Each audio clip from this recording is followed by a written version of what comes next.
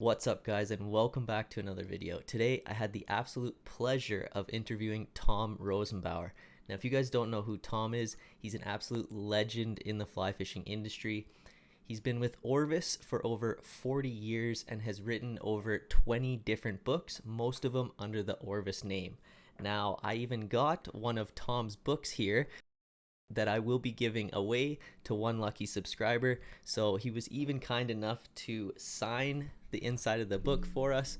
And so make sure you stick around to the end of the video where I will let you guys know how to win this special book. Now, in this episode, Tom and I discuss how he got his start in fly fishing, how he got his start with Orvis, what the company looked like way back then, what their vision was, how they pivoted, where they were moving, and tons of interesting information you could only get from Tom himself. So make sure you hit that like button, subscribe if you aren't already, guys. I really appreciate it. And without further ado, let's just dive into Tom. So welcome to the show, Tom. My name is Torin. I'm from Calgary, Alberta, and I've been in fly fishing for about over 10 years now, and you have had a huge hand in actually teaching me most of what I know, you and Orvis. So I appreciate you taking the time out of your day, and welcome to the show.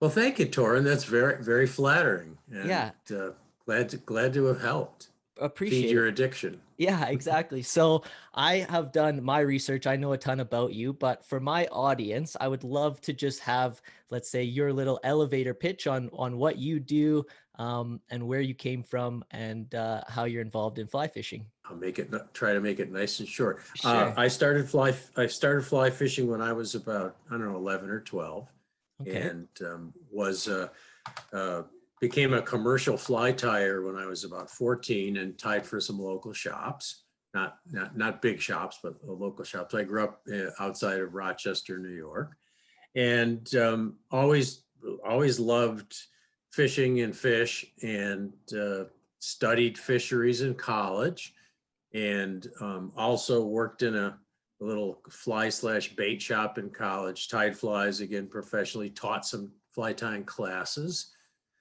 And then when I got out of college, I answered a help wanted ad for Orvis to work in the retail store. I figured I'd try it for a while, and here I am 44 years later. Yeah, that's really cool. So I had read that you have now published over 20 books for Orvis, and you've been with the company for over 30, 40 years now.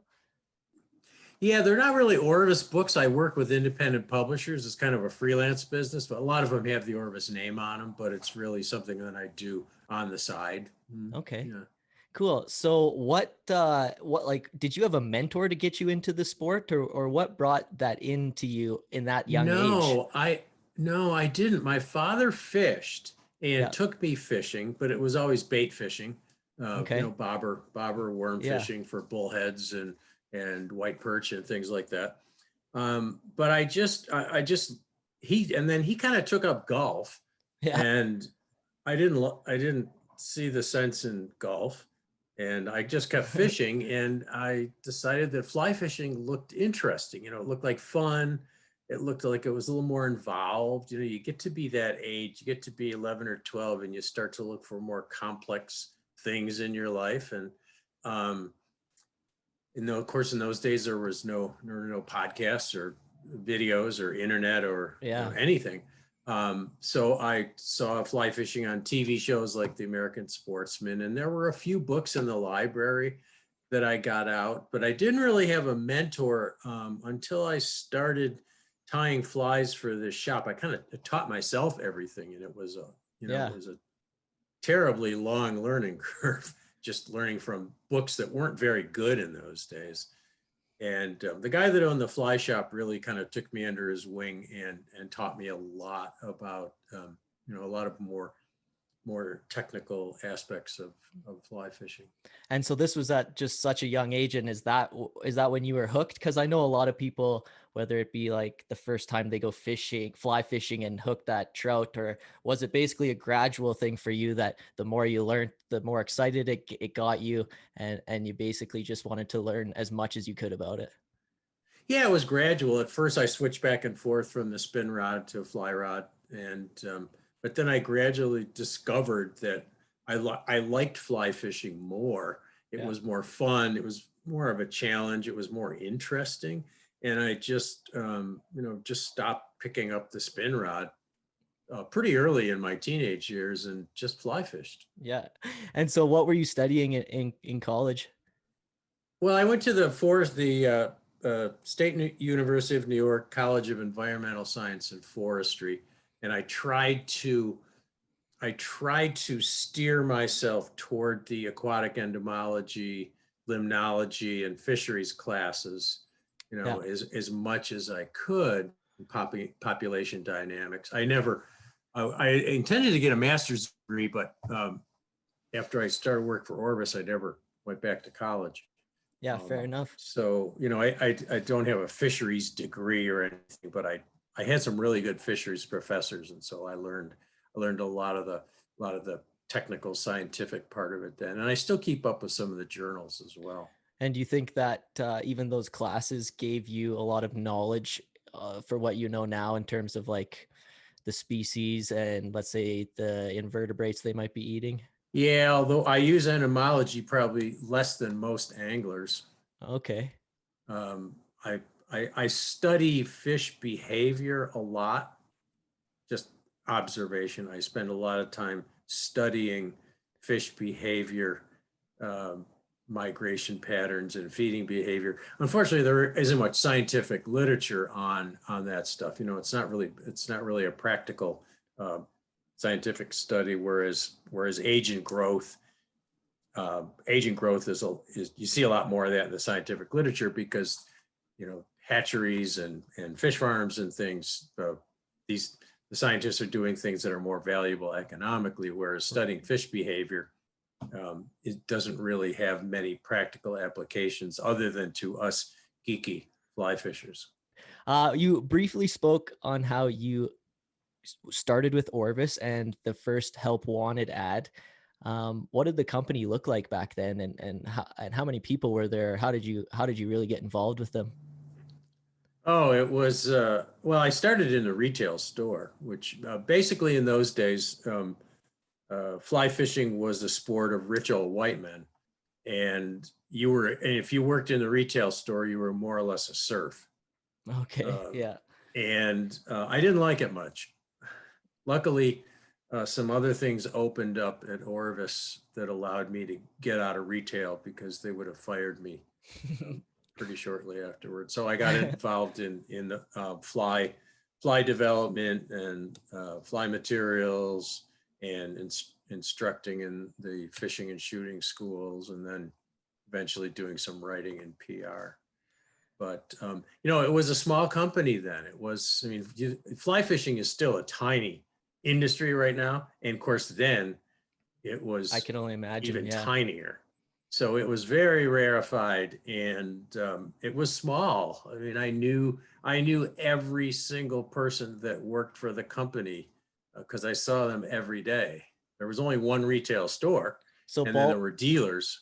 how many ballpark employees would you say at this point when you first started? Boy, when I first started there were probably maybe 25. Oh, wow. Yeah. Okay. Yeah. Maybe 25, and that included all the warehouse people. The retail store, the offices, and the warehouse were all located in the same building Right. in Manchester. And so back then, what was the vision for the company? What was the main goal? What were you guys pushing to try to do? I don't think there was a vision. Just Okay. make fly rods and sell them, and try to sell more clothing because it was more profitable, and there are a lot more clothing buyers around than fishing buyers. Yeah, I never got the sense there was much of a vision. So was there ever, how long were you with Orvis where there was a tipping point where it became, okay, now we got a serious company on our hands. This isn't, we should probably put together a vision or a strategy for the future? Or has it Yeah, always just, I actually shouldn't say there was no vision, because Lee Perkins bought the company in 1965, and he was a pioneer in the mail order business, okay, and a real brilliant mail order marketer. And in those days when I first started, people didn't, or not, in 65 when he bought the company, 10 years before I started there, people didn't even exchange mailing lists back then. I mean, you had a mailing list and you kept it close to your chest and you didn't share it with anybody. And Right. he got the idea with a number of other mail order companies that, hey, it would be kind of interesting to exchange lists and then we might grow a little bit. So it kind of was the the birth of junk mail. Yeah. Well, yeah, how direct marketing has changed these days. Now it's on Facebook ads, right? But I can imagine back then it was all in the email list, right? And building those relationships. No, it wasn't in the email list. There was just no email. The physical list or whatever, right? Bunch of names on index cards. Fair enough. Okay, even that, yeah. So I guess there was a vision. There was a vision to grow the company, and the owners of Orvis Company, we're now in the third generation of Perkins's. Lee's still alive. He's chairman emeritus or something. I think he's 92. Wow, good for him. The company's now being run by his grandsons, and all of them have all their lives been passionate fly fishers and bird hunters. So the idea, and they love it, and they're as good as anybody you'll see on the river. They're really good at it. So they really live the lifestyle. But so the idea always was to try to build the fishing business, but in order to feel growth, you needed to sell clothing. So that was the driver, hey? Yeah, it really was. It was always, how are we going to sell more fishing and hunting gear? And the path to that was to sell more apparel, branding, because it's a bigger market. Right. And fair enough, you push your brand and it starts becoming like a lifestyle brand for sure, right? Yeah. And to grow, to be able to put more money into conservation. They've always been ardent protectors of the natural resource from the day that Lee bought the company in '65, and that's always been a goal, to be able to devote more money to the resource. And so now you mentioned his grandsons are running the company.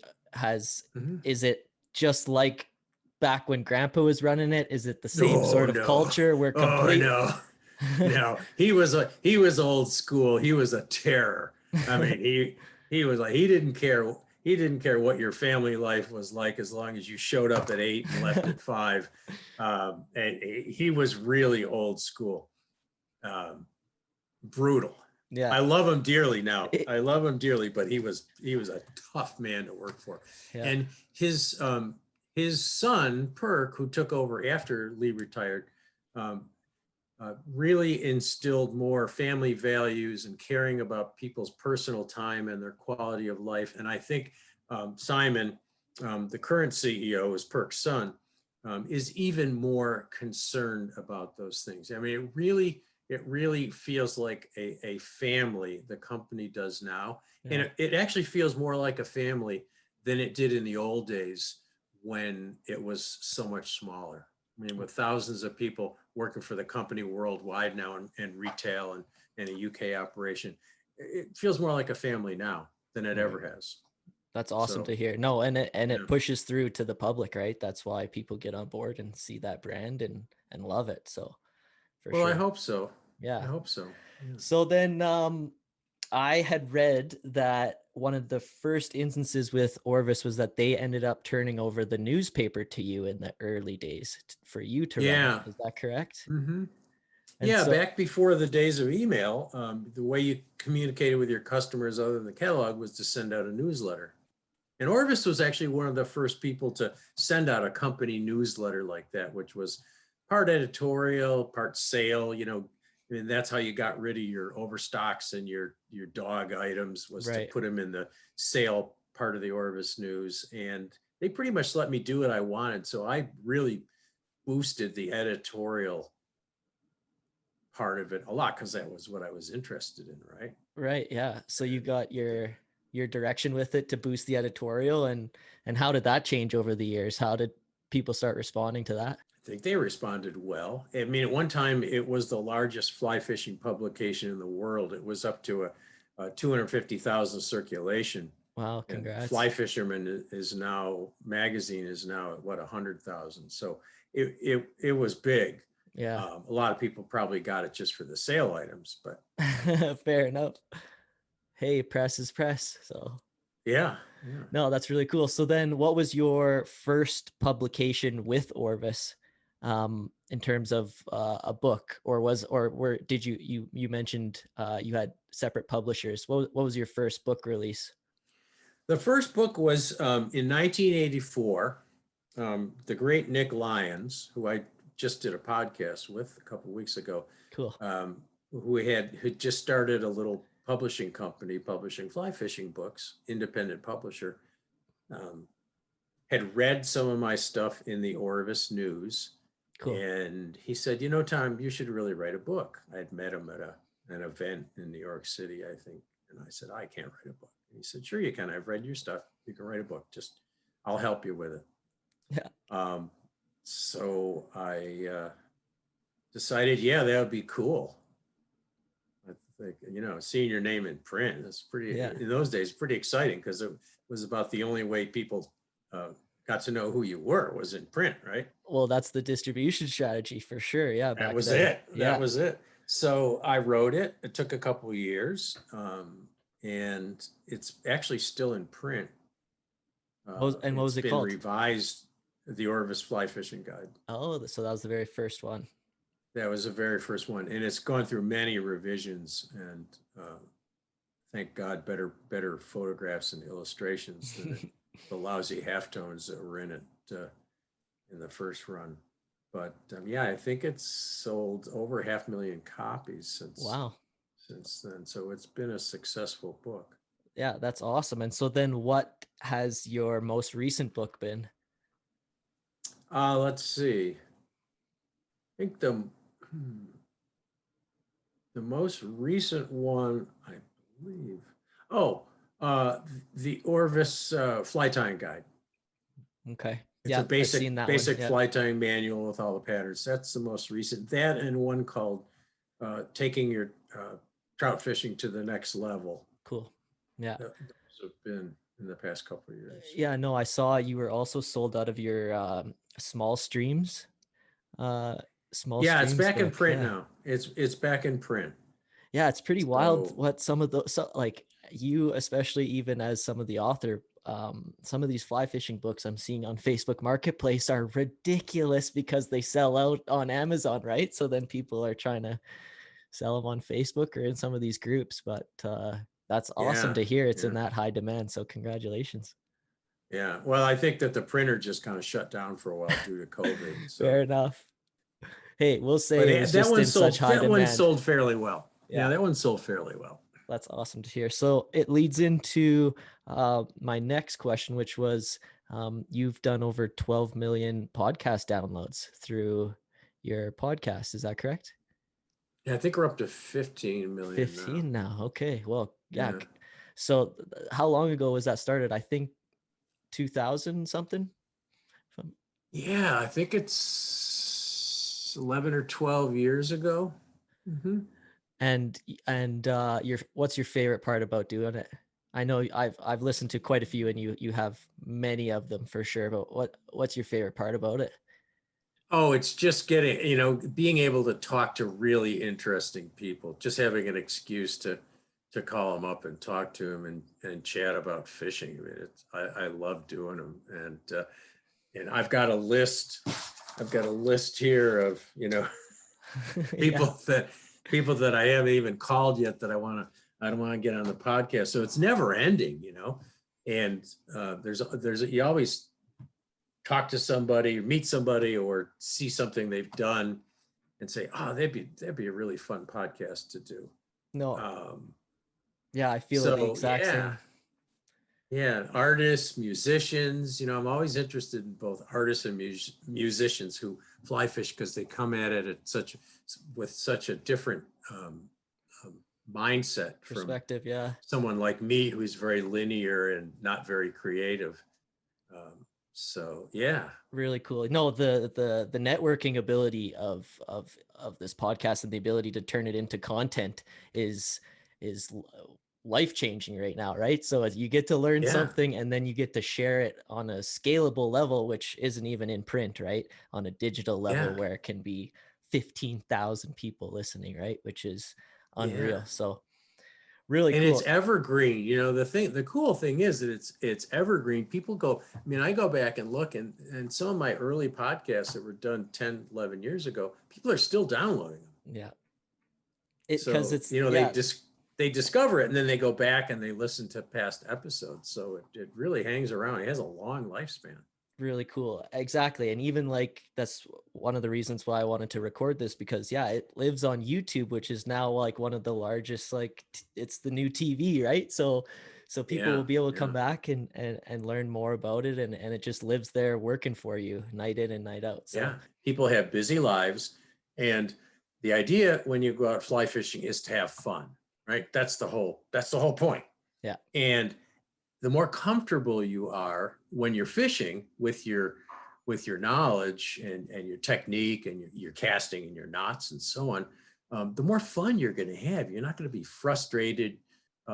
Yeah, you're gonna always have puzzles. You're gonna always have things to figure out, but you don't want to have to figure out casting or tying a clinch knot when you're on the water, right? Or how to rig a dropper on a nymph. You want to Yeah. do Right. that. You want to do that at home so that when you go out there on the stream, you can just have fun and Totally. feel more comfortable. So that's why I really stick, as you've noticed, to knowledge about technique and reading the water and looking at currents and fly tying. Torin, I have no patience for people who say there's too many fly fishermen around because and things are getting too crowded, because those are just lazy people. They want Fair to enough. sit in a drift boat and they want to fish the same river that everybody else does, and they don't want to do their own exploring. There are so many places that I can fish here in the Northeastern United States, which is densely populated. I can be out in the wild and never see another person all day long. And Yeah. yes, I may not be able to go and fish the really popular rivers with the really big fish and the great hatches, but um, if I want solitude, I can get it. And Yeah. people, the pressure on fly fishing seems to have gotten concentrated on places like the Missouri River and the Madison River and the Delaware River and the Bow River, for that matter. And there are streams that are 10 miles away that might be a little smaller that have no people on them, Yeah. nothing. They're all. So I have absolutely no patience with people saying, the rivers are getting too crowded. And there's so much other stuff to do. There's bass fishing, there's carp fishing, there's saltwater fishing. There's so many other ways to enjoy fly fishing besides sitting Yeah. in a drift boat, floating the same river that everybody else is floating from 9 in the morning till 4 in the afternoon. Yeah. If you Yeah. if you want to do that, you're going to have crowds. No, I totally agree with you, Tom. And yeah, some people, I live in Calgary, so the Bow River is most accessible to me. And we're a city of, I think, 1.3 million people now. And you can basically Uber to wherever you need to on the river. But I get people reaching out saying that the more I teach and the more dialed in the people who are fishing the Bow River, the worse is for the fishery. So I should basically stop doing that. So it's like, how do you promote the sport without like going out and fishing your local waters, right? So it's quite silly, but I mean, I Well, I don't completely think agree you and with I you. are. I don't think you and I are convincing a lot of people to suddenly take up fly fishing, right? Who's gonna listen to my podcast if they're not interested in fly fishing already, Right. right? And I'm not going to talk them into it. All we're doing is we're making people a little bit better on the river so that they don't disturb the water as much. We're teaching them how to release fish so that the fish aren't as scarred up. Yeah. We're developing ardent conservationists so that those resources get protected, and we're hopefully teaching them some ethics so that they don't walk in where somebody else is fishing. But Totally. we're not sending, you and I aren't sending droves of people to the river. That You know, sometimes people make me think that way, and I don't mean, listen to them. and I Don't mean, listen to them. Google Earth has been around for how long, and it does a hell of a good job at figuring out your own spots on the river. So Well, that's one of the problems with social media. And honestly, I look at Instagram, but I'm very careful about who I follow. I don't even look at Facebook ever. yeah, I do Facebook Live fly tying, but I don't ever look at my Facebook page. yeah, And if you stay away from that stuff, you stay away from these jerks, basically. trolls. Yeah, no, fair enough. Trolls, jerks, whatever. I mean, yeah. Yeah. So then in this sort of digital world, what kind of advice would you recommend to like a young content creator like myself, where you've been through uh post-it notes with people's names to email lists to podcasts? So as a young creator, what do you recommend um me to focus on putting out in this sort of changing digital world? Where do you see success? Well, I recommend that you ask your listeners. You ask your listeners what they want to hear about. That's what I do. Yeah. I take emails and I answer a lot of emails every week, and I answer them on the air on my podcast. Yeah, I But heard. I ask them what they're interested in. Uh, every once in a while, I'll throw something up there that I'm interested in, but only because I know they'll already be interested in it. But you, Right. you got to listen to your listen to your listener, listen to your customer. Most people I find that are listening to these podcasts are novices, and they want basic knowledge. They want to, again, they want to feel more comfortable on the water. They Right. want to develop their skills. They want to improve. They're very interested in conservation as well. Very caring about caring for the resource. But you just gotta listen to them, and they'll tell you. Yeah. They'll tell you what to do. No, that's fair enough. So yeah, that's great advice. And I had just started doing some live episodes actually on YouTube, and it's a Mhm. interesting way to go out and share being out on the river with your viewers as well, and interacting with them like that. So very Yeah. cool. But the next question I had was, what kind of projects are you working on now? You got any future projects? I know like travel has been basically dead for the last year, but you have Yeah. anything in your future? Yeah. I'm going to host a couple trips next year to start. Probably starting in September, I'm hosting a trip to Idaho at a place called Three Rivers Ranch, Cool. and it's a place that I dearly love, and it's just amazing fishing and great food and wonderful people. Then I'm going to host a trip probably next November, December to the Bahamas. I love bone fishing. Yeah. Working on two books right now. One is a brand new book on finding trout, how to find trout in any kind of water, in any kind of season. Reading the water, but more than that, understanding trouts, Cool. what trout needs and how they feed, and how to pick apart a river and find out where they might be. Yeah. Um, then I'm working with a photographer named Brian Grossenbacher on a book called Trout. It's a be more or less a picture book, coffee table book, and I'm doing essays in between Brian's pictures. So Cool. I don't get to do a lot of little more creative essay writing, mainly because I don't think people want to read it, and it doesn't sell that well. People, how-to stuff is what sells. Um, And so especially in it's the it's kind of market. Sorry yeah, to that's kind of interrupt. fun to yeah. And then thinking about how we can leverage what we've learned in COVID for teaching online.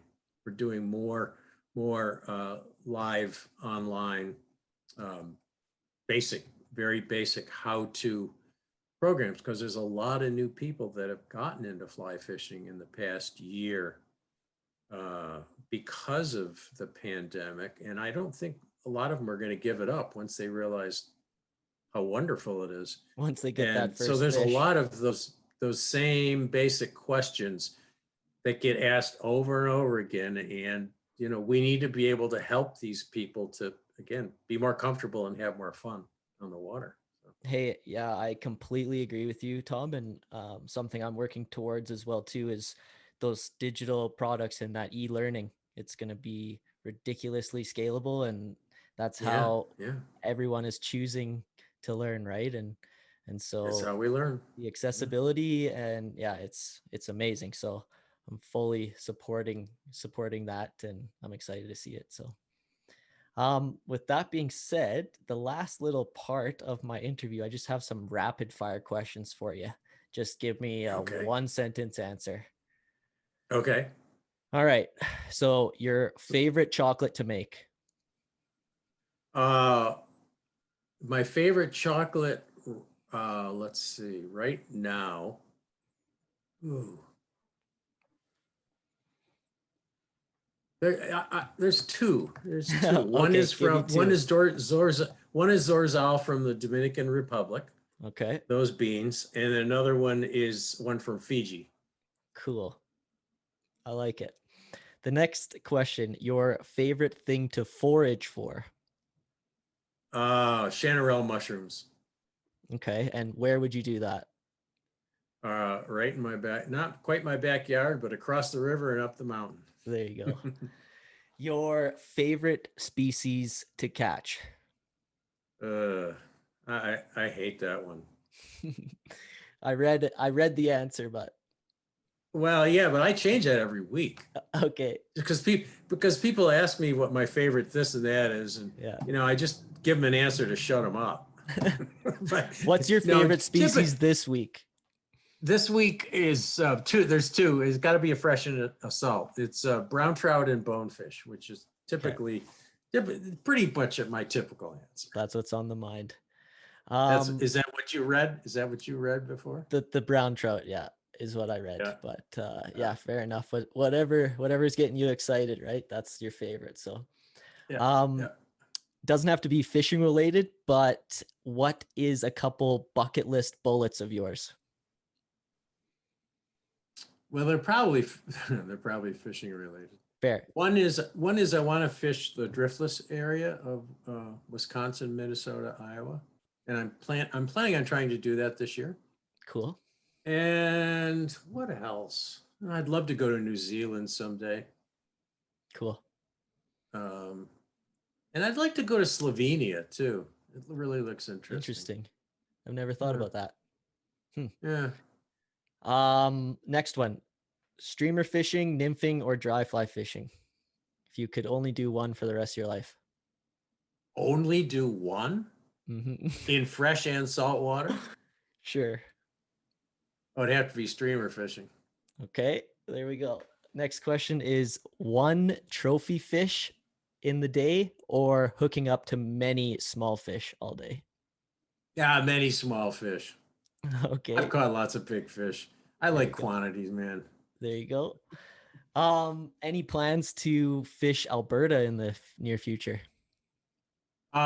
That's another place I've never fished the bow, Cool. I fished Alberta once, northern Alberta, but I would like to. Yeah, I would like to. There's a lot. Some of your smaller mountain cutthroat streams look really interesting, and I Fair would enough. like to fish the bow with everybody else, just because I have a lot of friends in Calgary, and I'd like to fish with them, and I'd like to see the bow.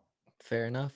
That's totally fair. And my last question is, since this interview, who is your favorite up and coming Calgary based YouTuber? Oh, Torin Hoffman. That has to be awesome. No, that basically wraps up the all my questions, Tom. I really appreciate having you on today. And one last thing I was going to ask, is it possible that I can purchase one of your signed books from you to give away as part of this little video to my audience? Yeah, you can't purchase it, but I can send you one. Well, I can buy it from you or whatever, but it would be great. I'd No, love I'd I'll love send. to I'd love to give I'll it away send to you my one. audience. That'd be awesome. Okay. So Yep. I'll shoot you my address. Would be wonderful, Okay. Tom. But We can take care of that. perfect. The last thing I want to do is just give you the floor to basically plug whatever project, website, social media platform you'd like to before we end this. Well, I have a podcast too. Well, let's hear about it. It's called the Orvis Fly Fishing Podcast. And it's found. And it's found, Spotify, Okay. iTunes, Everywhere. Libsyn, wherever you get podcasts. The other thing that I'd like to plug is the Orvis Learning Center, which I'm sure you're very familiar with, Torrent. Yeah. It's a great resource for somebody who's starting out. It's video-based learning, and it's really basic, and it's vetted and organized by chapters so that people can, go through and pick through what they want to learn. There's a lot of good casting instruction and knot instruction there. So, that's something I think is of value to anyone, whether it's an advanced angler, because I've got things like Euro nymphing with George Daniel for the more advanced people, or, just basic fly fishing for the novice. So I think that's all really free, good right? resource. It's all free. That's right. No firewall. It's all free. Awesome. Yep. All right, guys. So I hope you enjoyed the interview. It was very insightful for myself, so I hope I shared some insight for you guys as well.